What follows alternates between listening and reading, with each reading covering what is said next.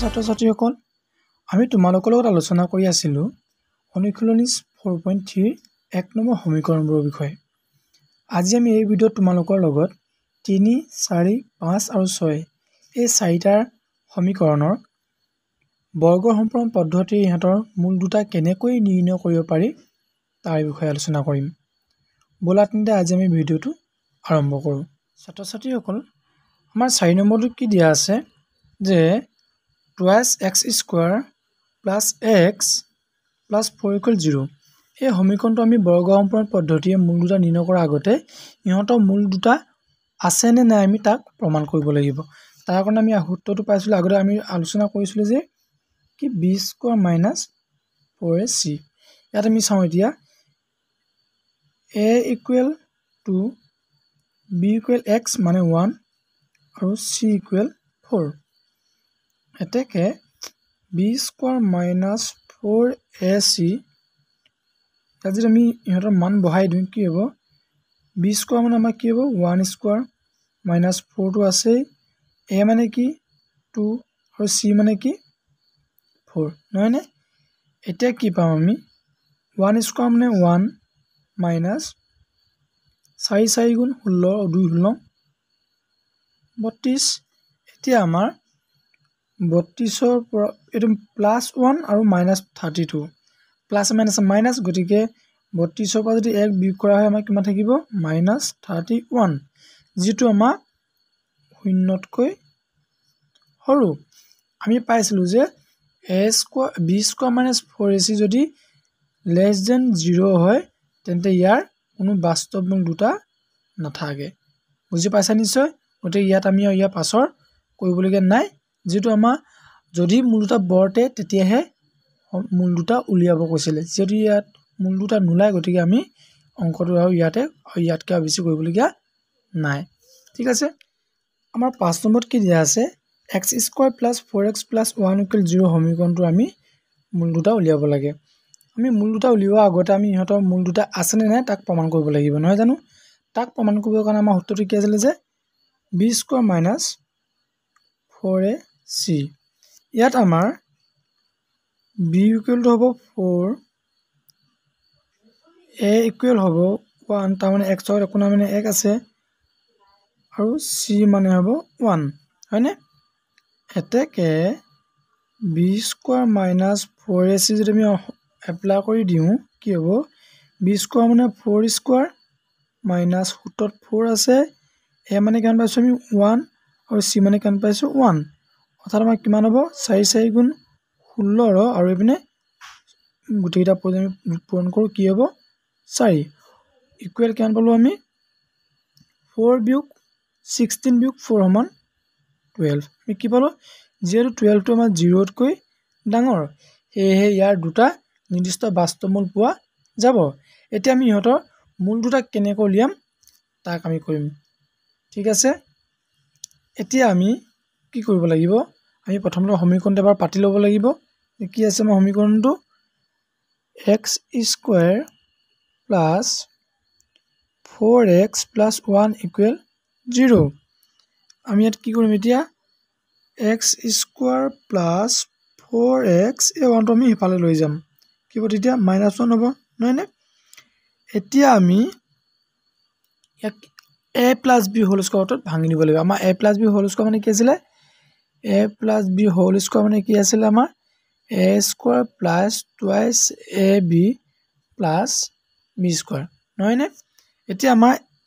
a মানে আমি কাক এড হ'ব লাগিব আমি x ক এড হ'ব লাগিব ঠিক আছে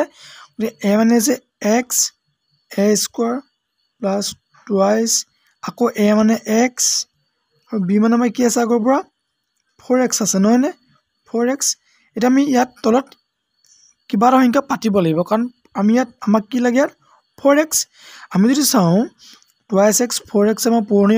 8x স্কয়াৰ হ'বগে কিন্তু আমাক লাগে 4x নহয় জানো গতিকে আমি কি কৰিব লাগিব আমি ইহঁতৰ তলত আৰু যদি twice x এটা যদি আমি পূৰণ কৰি দিওঁ আমাৰ twice x এ কাটন গৈ 4x থাকিব আমি অৰ্থাৎ এটা মাজত থাকিব নহয় জানো গতিকে আমি b মান কি পাতিব লাগিব 4x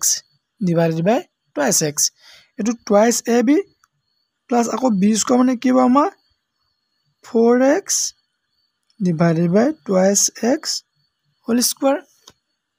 আৰু সমান চিহ্ন সোঁফালে আমাৰ কি আছে -1 আকৌ আমি ইয়াৰ লগতো এই 4x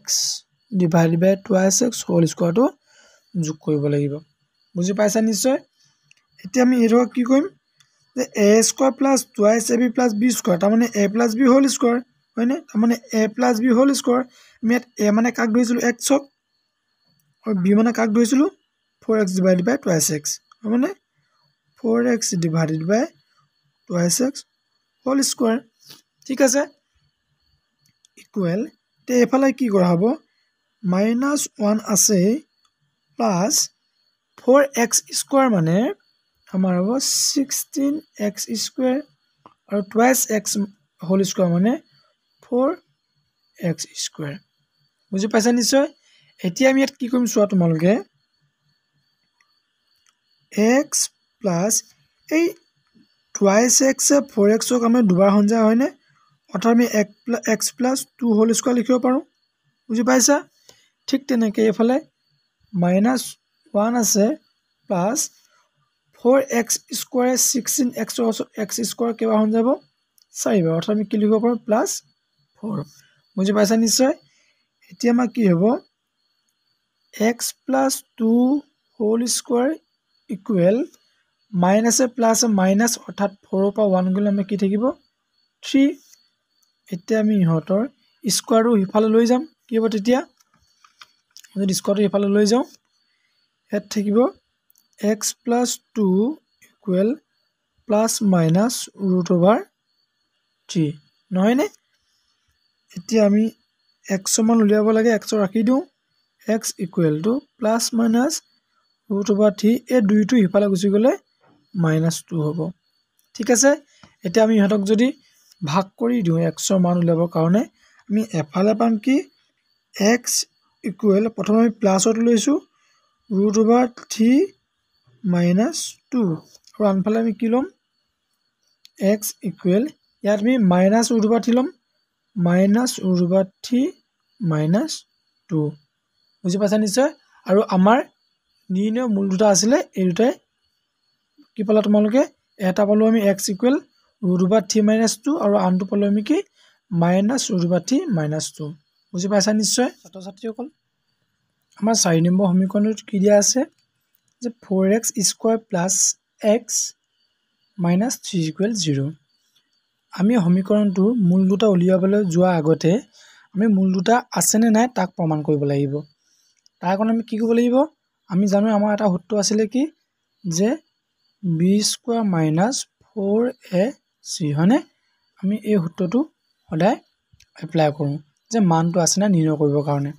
এতিয়া আমি সমীকৰণটো যদি লক্ষ্য কৰোঁ আমাৰ ইয়াত a মানে আছে 4 b মানে হ'ব x তাৰ মানে x ৰ আগত 1 এটা আছে আৰু c মানে হ'ব আমাৰ -3 নহয় জানো এতেকে b square minus 4ac মানে হ'ব যে কি হ'ব এতিয়া আমাৰ b square মানে 1 square minus 4ac 4 মানে 4 আছে আৰু a মানেও আমাৰ 4 আৰু c মানে -3 নহয় জানো এতেকে আমাৰ 1 square মানে 1 minus আমাৰ কি হ'ব 4 into 4 into -c অৰ্থাৎ মাইনাস মাইনাস আমাৰ প্লাস হৈ যাব আৰু 4 3 গুণ 12 আৰু 4 বাম 48 অৰ্থাৎ আমি কি পালো 1 plus 48 equal to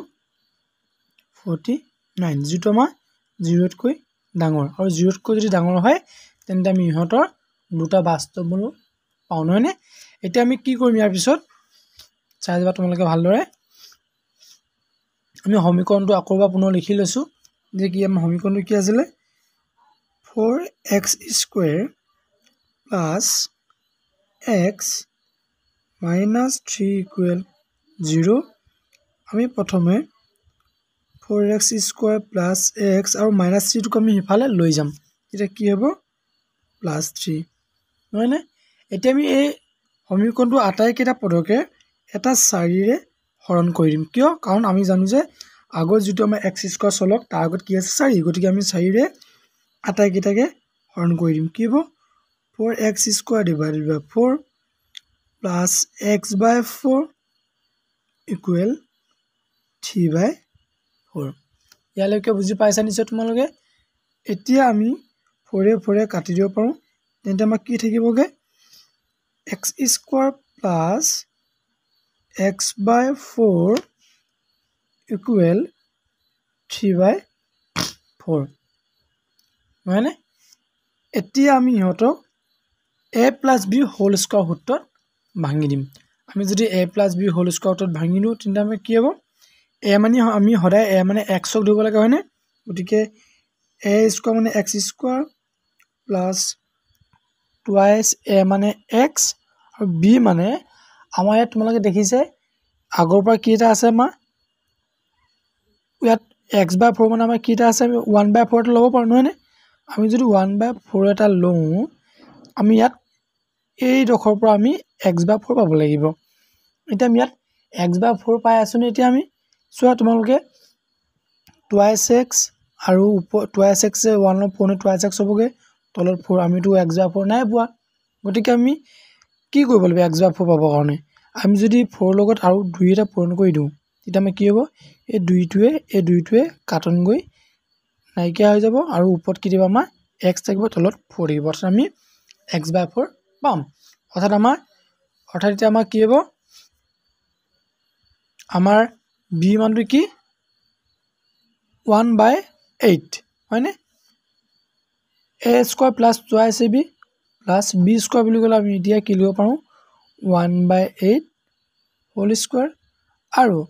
সমান চিহ্ন সোঁফালে 3 by 4 আছে ইয়াৰ লগতো আমি এই 1 by 8 হোল স্কয়াৰটো যোগ কৰিব লাগিব নহয়নে এতিয়া আমি এই ডখৰ পৰা কি কৰিম এটো যদি a square plus twice ab plus b square হৈ আছে তেন্তে আমাৰ এটা আমি কি হ'ব তেন্তে তাৰ মানে কি a plus b whole square a মানে x প্লাস b মানে আমাৰ 1 by 8 হোল স্কয়াৰ বুজি পাইছা ইয়াৰ পিছত সোঁফালে আমি কি কৰিব লাগিব 3 by 4 plus 1 square মানে 1 আৰু 8 square মানে 64 বুজি পাইছা তোমালোকে ইয়ালৈকে নিশ্চয় এতিয়া আমি কি কৰিম ইয়াৰ পিছত x plus 1 by 8 whole square equal আমি যদি 64 আৰু 4 যদি লসাগু লওঁ আমাৰ লসাগু 64 হ'ব নহয়নে এতিয়া আমাৰ 4 এ 64 ক কিমান বাৰ হৰণ যাব 16 বাৰ হৰণ যাব মানে আৰু এই 16 টো যদি আমি 3 লগত পূৰণ কৰো অৰ্থাৎ হৰে হৰণ কৰি যিটো পাও আমি কোড পূৰণ কৰিম লবৰ লগত এতিয়া হৰে হৰণ কৰি 64 কিমান পালো 16 বা 16 টো আমাৰ হৰ হয়নে এই 16 টো আমি লবৰ লগত পূৰণ কৰিম কিমান হ'ব 3 16 48 আৰু আমি 48 টো ইয়াত পাতিব লাগিব বুজি পাইছা প্লাস চিন আছে প্লাস চিন দিলো 64 এবাৰ যাব অৰ্থাৎ হৰে হৰণ কৰিলো হৰণ কৰি যিটো পালো লবে পূৰণ অৰ্থাৎ 64 হৰণ কৰি 1 পালো 1 টো 1 লগত পূৰণ কৰি 1 পালো বুজি পাইছা এতিয়া ইয়াৰ পিছত আমি কি কৰিব লাগিব যে x plus 1 by 8 whole square equal তলত আমাৰ 64 হ'ব আৰু ওপৰত 48 plus 1 49 হয়নে এতিয়া আমি এই যে তোমালোকে স্কয়াৰ দেখিছা আমি স্কয়াৰটো ইফালে লৈ গুছি যাম তেতিয়া কি হ'ব x plus 1 by 8 স্কয়াৰটো উঠাই দিলে লগে লগে ইয়াত আমাৰ প্লাস মাইনাস আহি যাব আৰু ৰুট ওভাৰ ওপৰত থাকিব 49 তলত থাকিব 64 এতিয়া আমাৰ x plus 1 by 8 equal plus minus root over 49 মানে কাৰণ এই ৰুট ওভাৰ আমি দেখিছো যে 49 ওপৰটো আছে 64 ওপৰটো আছে হয়নে ৰুট ওভাৰ 49 মানে 7 আৰু ৰুট ওভাৰ 64 মানে 8 এতিয়া আমি x ক সমান চিহ্ন বাওঁফালে ৰাখি দিম আৰু 1 by 8 ক হিফালে লৈ যামগে তেতিয়া আমাৰ কি হ'ব ইকুৱেল প্লাস মাইনাস 7 by 8 আৰু 1 by 8 টো প্লাস আছে হিফালে গলে মাইনাস 1 by 8 হ'ব নহয়নে এতিয়া আমি যদি ইহঁতক দুটা ভাগত ভগাই দিওঁ তেন্তে কি হ'ব এফালে আমাৰ হ'ব x ইকুৱেল প্ৰথমতে আমি প্লাছত লৈছোঁ অৰ্থাৎ আমি নিলিখিলেও হয় 7/8 মাইনাছ 1/8 ইকুৱেল 8 আৰু 8ৰ লসাগু 8 8 8ক এবাৰ হন গ'ল 1টো 8ৰ লগত পুৰণি 7 হ'ল মাইনাছ আকৌ 8 8ক এবাৰ গ'ল 1টো 1 লগত পুৰণি 1 হ'ল ইকুৱেল কি হ'ব আমাৰ তলত 8 ওপৰত আমাৰ 7 - 1 মানে 6 অৰ্থাৎ আমি যদি এটা সৰল কৰি দিওঁ অকণমান আমাৰ দুইটাকে কিহে হন যায় 2 2 6ক 3বাৰ হন যায় 2 8ক 4বাৰ হন যায় অৰ্থাৎ আমি এটা সংখ্যা কি এটা মান কি পালো আমি 3/4 আৰু আনফালেও যদি আমি এনেকৈ ভাগ কৰি দিওঁ কি হ'ব x ইকুৱেল ইয়াত আমি প্লাছ 7/8 লৈছোঁ এবাৰ আমি মাইনাছ 7/8 ল'ম মাইনাছ 7/8 মাইনাছ 1/8 ইয়াতো যদি আমি ইহঁতলৈ লসাগু লওঁ 8 আৰু 8ৰ লসাগু 8 এইপিনে মাইনাছ চিন আছে মাইনাছ চিন দিলোঁ আমি এইটো মাইনাছ আকৌ 8 8ক এবাৰ হন গ'ল 1টো 8ৰ লগত পুৰণকৈ আমাৰ কি হ'ব 7 হ'ব আৰু মাইনাছটো আমি দি লৈছোঁ আকৌ 8 8ক এবাৰ গৈ একে ইয়াৰ লগত পুৰণ যদি কওঁ আমাৰ একে পাম অৰ্থাৎ আমি কি পাম ওপৰত পাম -8 তলত পাম 8 অৰ্থাৎ আমাৰ এনচাৰটো -1 তোমালোকে নিশ্চয় বুজি পাইছা যে আমাৰ নিৰ্ণয় মূল দুটা কি এটা -1 আৰু আনটো 3/4